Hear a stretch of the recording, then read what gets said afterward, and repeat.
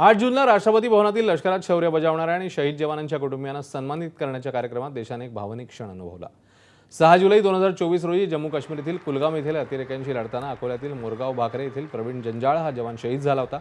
शहीद प्रवीणला मरणोत्तर कीर्ती चक्र प्रदान करण्यात आला आणि हा पुरस्कार स्वीकारताना भावना अनावर झालेल्या प्रवीणची आई शालू जंजाळ थेट राष्ट्रपतींच्या खांद्यावर डोकं ठेवून रडली आहे। संपूर्ण देशाने हा भावनिक क्षण आपल्या हृदयात साठवून ठेवला। हा पुरस्कार स्वीकारल्यावर शहीद प्रवीण जंजाळ यांच्या आई सर्वात आधी एबीपी माझाशी बोलल्या।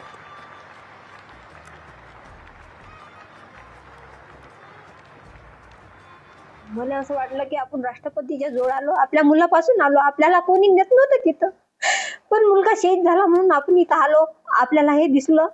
असं माझा मुलगा माझ्याजवळ असा जसा आला आज, असा मला आनंद वाटला, दुःख वाटलं की माझा प्रवीण असता तर किती मला आनंद झाला असता। माझ्या मुलानं 4 शहीद मारले, माझ्या मुलाला भेटत होतं काही, मी पाहत होती, पण आता माझा मुलगा भेटत नाही।